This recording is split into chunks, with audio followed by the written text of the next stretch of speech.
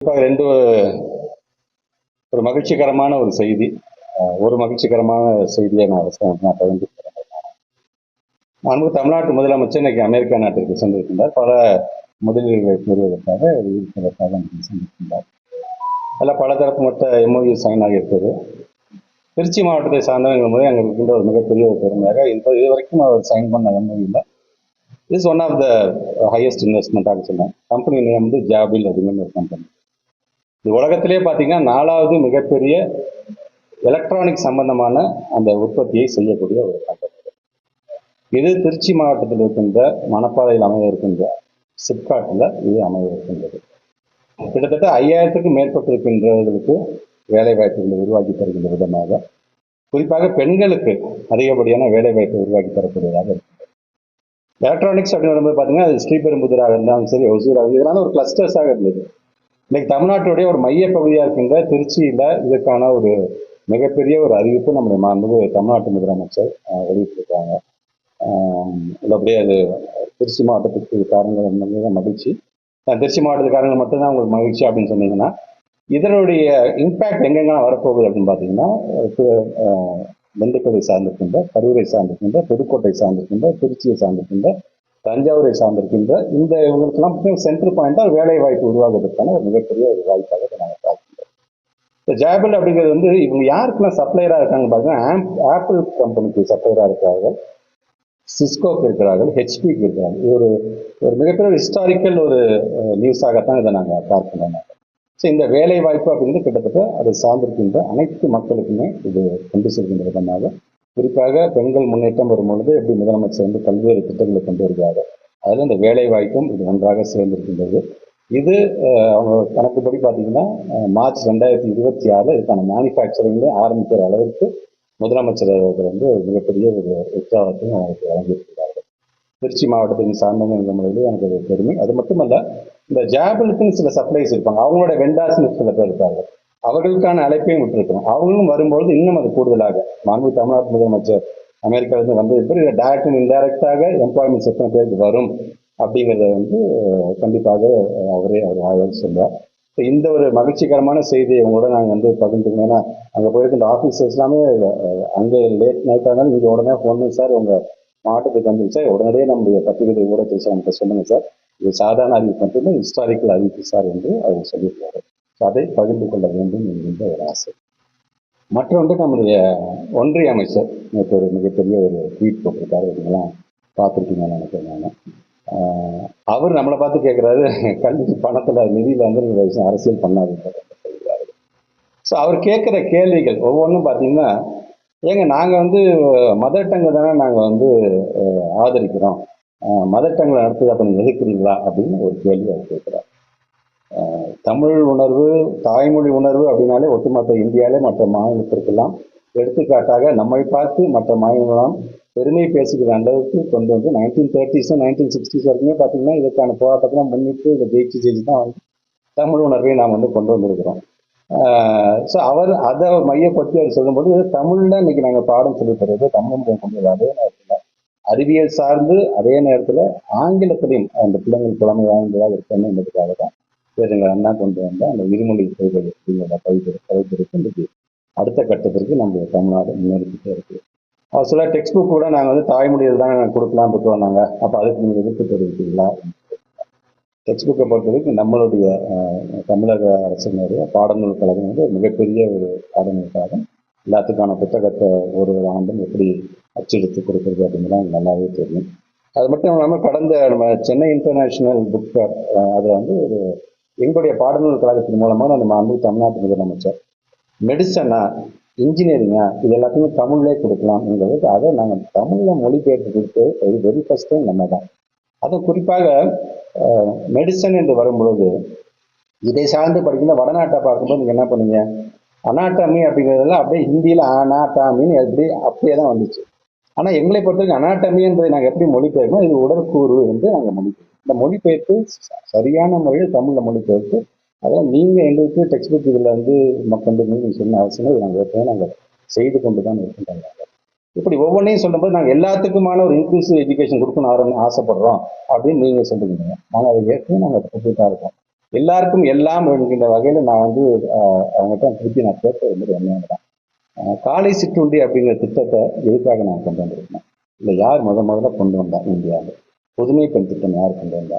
தமிழ் புதல்வன் திட்டம் யார் கொண்டு வந்தா? நான் முதல்வன் யார் கொண்டு வந்தா? இல்லம் தேடி கல்வின்னு கலிபோர்னியா யூனிவர்சிட்டியிலே நம்ம சர்டிஃபை பண்ணி இதே மாதிரி மற்ற மாநிலங்களும் கம்பேர் பண்ண நீங்கள் வந்து இதை கடைபிடிக்கணும்னு சொல்றாங்க, அது யார் கொண்டு வந்தா?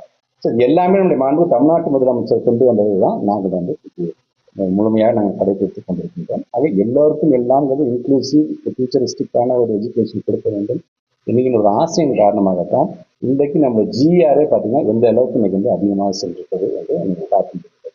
நாங்கள் எங்களுக்கான ஒரு எதிர்ப்பு என்பது NEP 2020 சிறப்பு காரணம். அதில் இருக்கின்ற சரத்துகள் சிலது நம்முடைய தமிழ்நாட்டு மக்களுக்கு தேவையில்லாதாக இருக்கின்றது. ஆல்ரெடி பெர்ஃபார்மன்ஸ் ஸ்டேட் நாங்கள் பெர்ஃபார்மே பண்ணாமல் ரொம்ப நாங்கள் வந்து கீழே போயிட்டு நேற்று நீங்கள் ஒரு ஆங்கில பத்திரிகையை பார்த்துருக்கலாம். அவங்க சொல்லுங்க அந்த SSCல கிட்டத்தட்ட 20 காம்பவுண்ட்ல 19 காம்பவுண்ட் 18 காம்பவுண்ட் நம்ம அதிகமா இருக்கோம். நம்பர் 1 கேரளா இருக்கு, நம்பர் 2 நம்ம இருக்கோம். நம்ம சரி, இப்படி ஒரு பெர்ஃபார்மிங் ஸ்டேட்டுக்கு கொடுக்க வேண்டிய பணத்தை நிறுத்துவது முதல்ல நியாயம் தானே?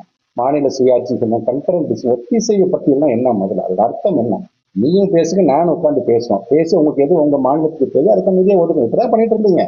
ஆனா இந்த முறை மட்டும் புதிதாக இந்த NEP நீ ஒத்துக்கிட்டாதான் நான் பணம் தருவேன்னு சொல்வது என்பது உள்ளபடியே வேதனைக்குரியாக இருக்கின்றது. எங்களை பொறுத்த வரைக்கும் ஒரு ஸ்டாண்ட் ரொம்ப கிளியராக நிதிகளுடைய கொள்கைகளை விட்டு கொடுத்து அந்த நிதியை பெற வேண்டும் என்ற அவசியம் இல்லை என்பதுதான் இந்த அனைவருடைய ஸ்டாண்டுகளை. இந்த கொள்கை என்று வரும்போது கண்டிப்பாக எந்த ஒரு காம்ப்ரமைஸுக்கும் நாங்கள் போக மாட்டோம் என்பது நன்றாக தெரியும்.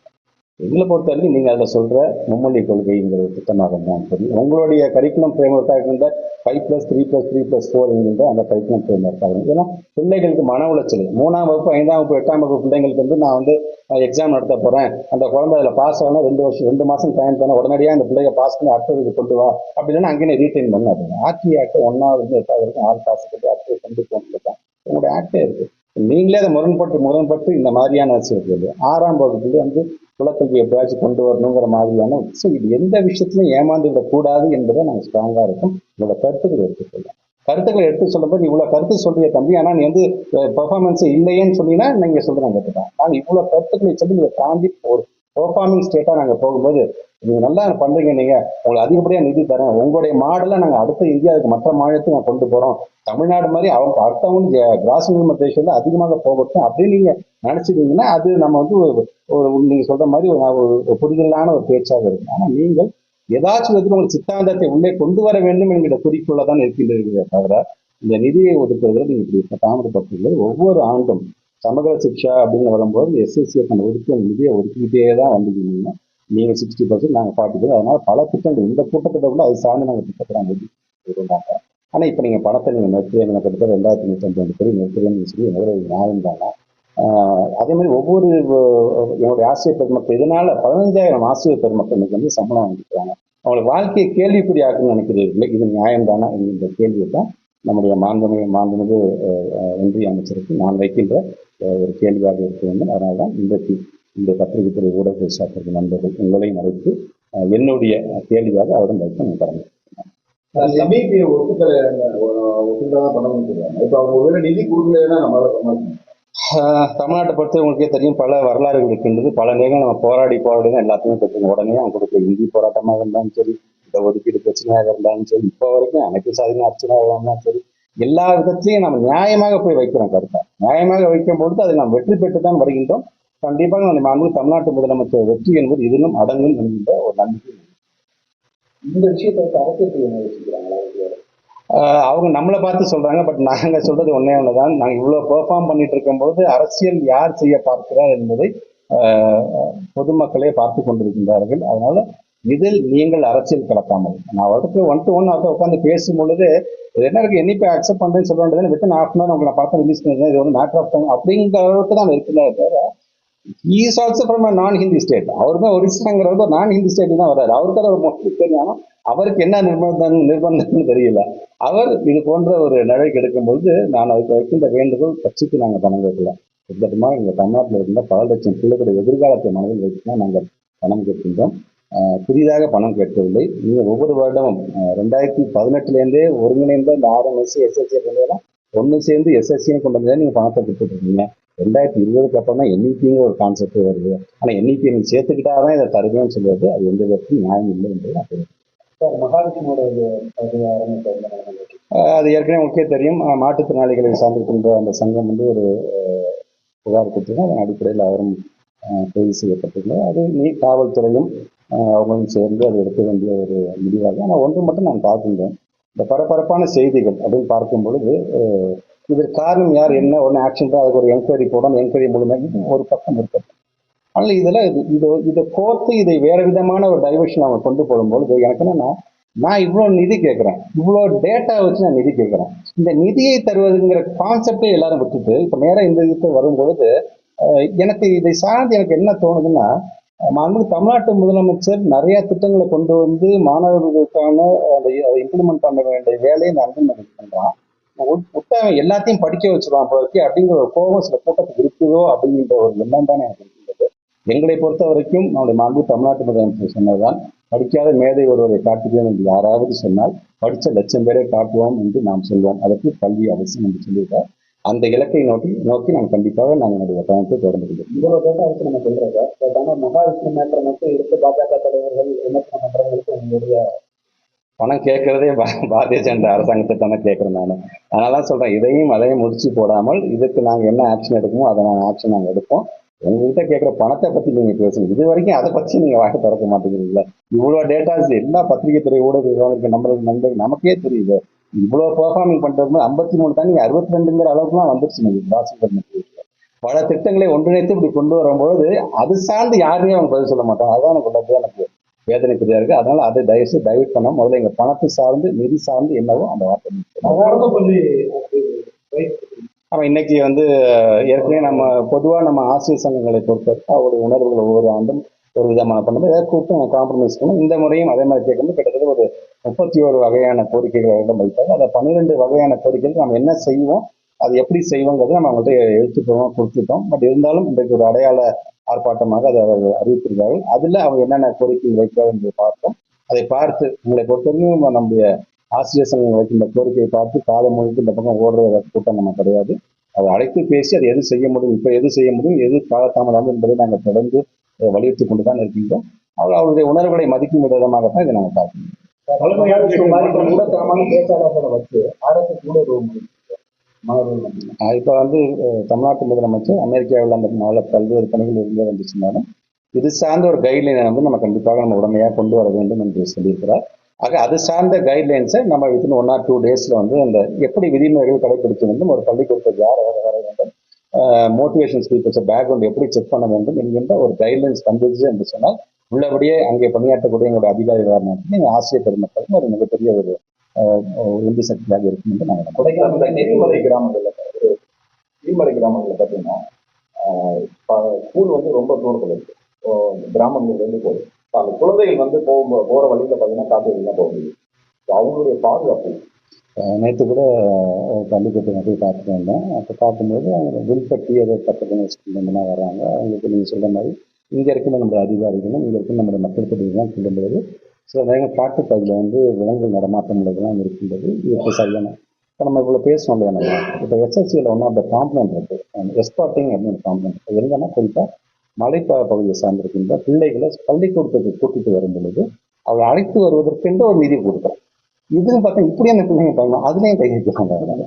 ஸோ இப்படி எல்லா விதத்திலையும் வைக்கும்போது ஆனால் அந்த பிள்ளைகளுடைய பாதுகாப்பை நீங்கள் சொல்றது உறுதி செய்ய வேண்டிய கடமை. நீங்கள் சொல்ற மாதிரி நம்முடைய மரபு தமிழ்நாட்டு முதலமைச்சர் அமெரிக்கிலிருந்து வந்ததுக்கு பிறகு இது சார்ந்து எப்படி ஒன்றிய அரசு இதுக்கான காற்றை பெற வேண்டும், அல்லது நீங்கள் சொன்ன இந்த பிள்ளைங்களுடைய பாதுகாப்புக்கு நாம் என்ன ஒரு மாநில அரசாங்கம் இங்கே நம்மளை பொறுத்த வரைக்கும் 1,27,00,000 பிள்ளைங்க நம்முடைய தமிழ்நாட்டில் இருக்கிறாங்க.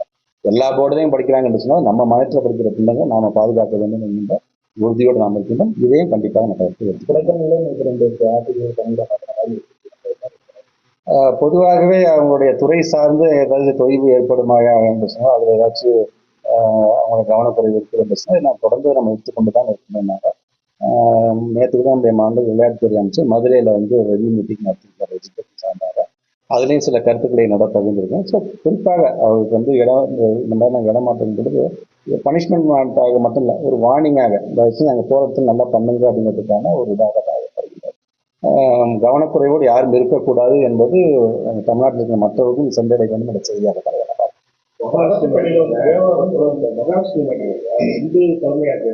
மாவட்ட விட்டு மாவட்ட இடமாற்றம் செய்திருக்காங்க. அதை திருப்பி வாங்குறதுக்கான வாய்ப்பு இருக்குது. நீங்க என்ன சொல்றாரு? இது வந்து ஒவ்வொருத்தரோட கருத்துக்கள். எங்களை பொறுத்த வரைக்கும் இக்னரன்ஸும் கூட நம்ம யாரும் சொல்லிடக்கூடாது. ஏன்னா உங்களை நம்பி தான் இந்த பிள்ளைங்க நாங்கள் ஒப்படைக்கிறோம். பள்ளிக்கூடத்தோட பெர்மிசஸோடைய தலைவர் தலைவி அது ஒரு குடும்பம் மாதிரி. உள்ளுக்குள்ள வந்து கதவை சாத்திட்டா அது நீங்கள் தான் ஹெச்எம்ஸ், நீங்கள் தான் உங்களோட பொறுப்பு.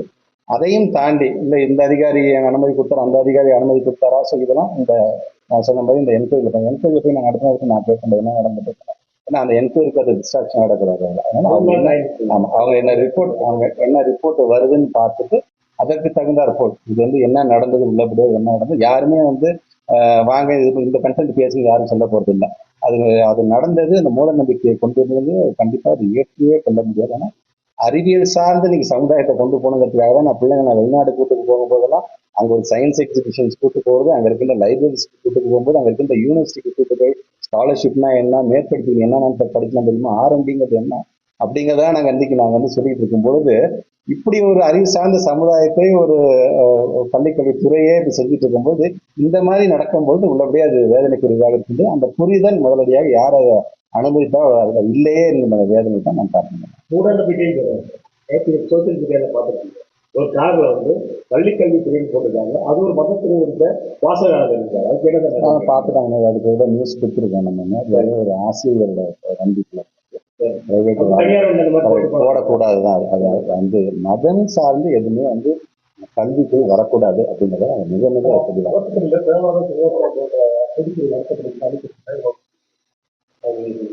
அது அமைச்சர் அவரே அது பதில் கொடுத்துருப்பாரு நினைக்கிறேன். அதை பொறுத்த வரைக்கும் ஹெச்ஆர்என்சிங்கும் போது டிபார்ட்மெண்ட்டே அது வேற. அதனால அவருடைய சார்ந்து அதுக்கே அவர் முறையான விளக்கத்தையும் அவர் வழங்கியிருக்காருன்னா அது நல்லா அரசு உதவி பெறும் ஸ்கூலுக்கும் இந்த இது எல்லா ஸ்கூல்ஸ்க்குமான ஒரு வழிகாட்டுதல் நிறைய எல்லாமே சொல்லணும். எல்லா விதமானதையும் பார்த்தீங்கன்னா இந்த கைட்லைன்ஸ் வரும்போது உங்களுக்கே தெரியும். எல்லா எந்த விதத்திலையும் இந்த மாதிரி ஒன்று ரெண்டு நம்ம கண்ணுக்கு தெரிஞ்சு நம்ம வந்து ஆக்ஷன் எடுக்கணுமே தவிர தெரியாத இடத்துல எங்கேயாச்சும் இருந்தால் கூட அது நடந்துவிடக் கூடாது அப்படின்னு நம்ம உறுதியாக இருக்கும். அந்த மாதிரி தான் இந்த தேசிய கல்விக் கொள்கை இருக்கிறோம்.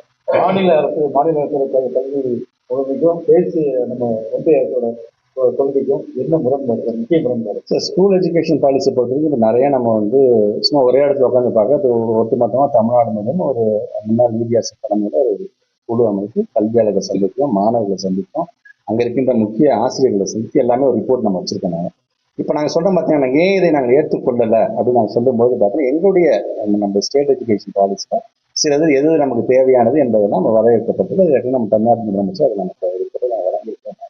ஸோ அந்த முதலமைச்சர் நம்மளுடைய முதலமைச்சர் பொறுத்தவரைக்கும் நம்முடைய அரசு அதிகாரி, ஏன்னா சிஎம் ஆஃபீஸ் நாங்கள் எங்களுடைய வேலை நாங்கள் கொடுத்தாங்க, சிஎம் ஆஃபீஸ் இதுதான் நம்ம பின்பற்ற போகிறோம் என்று சொல்லும்போது கண்டிப்பாக அதுக்கான புரிதல் முடியும் தெரியாது. பக்கத்தில் ஒரு பேச்சு பாடம் இருக்கிறாங்க, 6 ஸ்டூடெண்ட்ஸ் இருக்காங்க, 2 டீச்சர்ஸ் இருக்காங்க.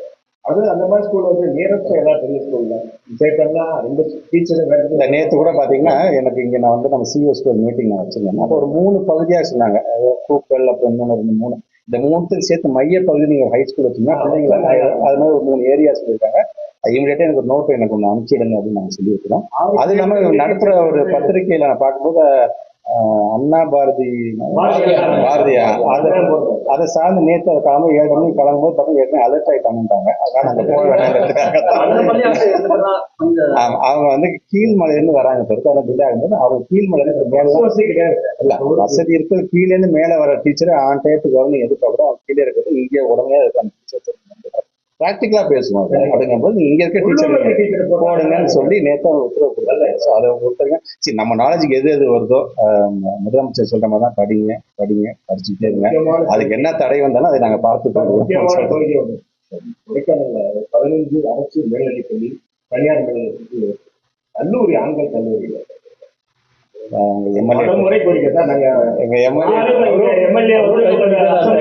சொல்லி நம்முடைய மாண்புமிகு ஹையர் எஜுகேஷன் நாலேஜ்